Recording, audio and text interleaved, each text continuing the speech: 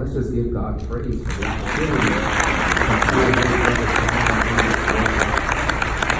I'm going to call for just for a moment all the members of the New Psalmist Baptist Church that are here today. If you would just stand, all the members of the New Psalmist.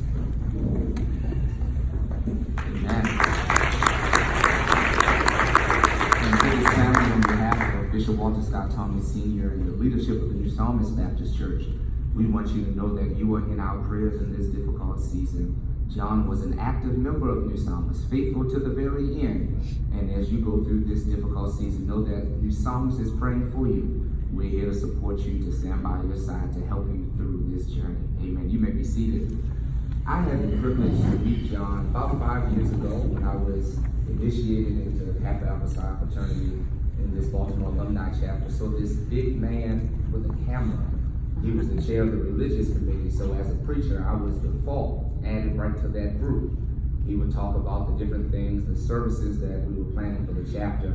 And then about 4 years ago, had another conversation with him as he was looking for a new church home. And as you know, John was a serious man. He was not just looking for a church that he could just join just on a whim, but he had about 10 different churches that he was visiting and had a checklist for every church. I thought he was just coming up to talk and, greet me after service, but he started going down, when is Bible study? When is men's class? When are these activities? Because he was serious about God. And he said, any church that I'm going to connect to has to be a Bible-believing church where I can grow even in this age of my life.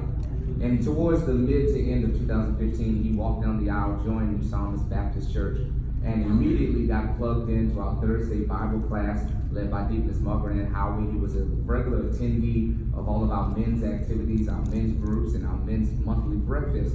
And then in 2016, he heard a new calling on his life to say, I want to launch out into the discipleship ministry.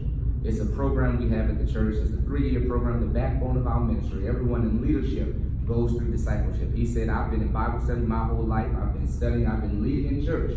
But I'm going to submit myself to the process of this house because I believe in doing things in decency and order.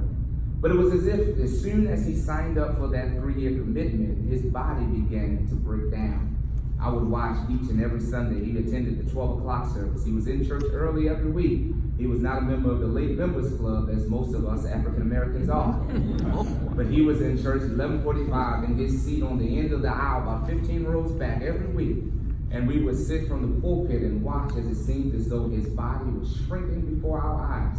Year after year, every Sunday he was in worship, but you could tell that it was becoming a chore just to get out the house. Remember last year, having a conversation with Brother Slayton, and I said, I don't know if John's going to make it much longer.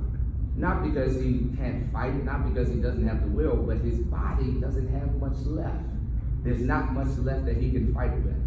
But in spite of it all, he hung in there, was in church every week, was in discipleship every week. When he could not make it, he would call in, FaceTime me, and find a way to be a part of his discipleship group. And then just a few weeks ago on Mother's Day, had the opportunity to talk to him after worship. It was the end of discipleship. He had completed his 3 years. He had passed all his sojourns, completed all his assignments. And we were sharing about how we wanted him to share testimony at the graduation. We wanted him to stand up and give a word of encouragement to all the other graduates and all those in attendance of what it looks like to persevere and hang in there and complete what you have started. He said he was going in for a procedure this week, but he was encouraged. For the last 3 years, he was discouraged, did not know what was going on. Doctor after doctor kept coming back with inconclusive reports. Results did not make any sense. But for the first time, he sounded like he had an answer, that there would be clarity, that things would finally turn around. And he said, I can't do it because I've got a procedure coming this Wednesday. Then on Thursday night, as I was watching the game, Kevin texted me and said, John is gone. He's no longer with us. And I began to just stop right in my tracks. But then God began to speak, and he said, you guys have one understanding of what total healing looks like. It means restoration in your earthly body. But total healing is not just getting back what is already going to fail you anyway. But total healing is when you can close your eyes on this side and enter into the place where there is no more sickness and there is no more death. Where there is no more struggle and there is no more toil. And on that time, John closed his eyes on this side and he received that total healing. He had completed his earthly assignment. He had completed the discipleship program. And he now heard the words of his Savior say, well done, We did not get to shake his hand, take his picture as he completed down here, but he got another crown up in glory. And his Savior welcomed him in. So family, be encouraged. Know we're praying for you. And today I'm going to ask his facilitators, Brother Lemon and Brother Harrington, they will come forward. We want to present to you a certificate that we would have presented to John on this past Wednesday as for successful completion of the discipleship ministry and program at New Psalms.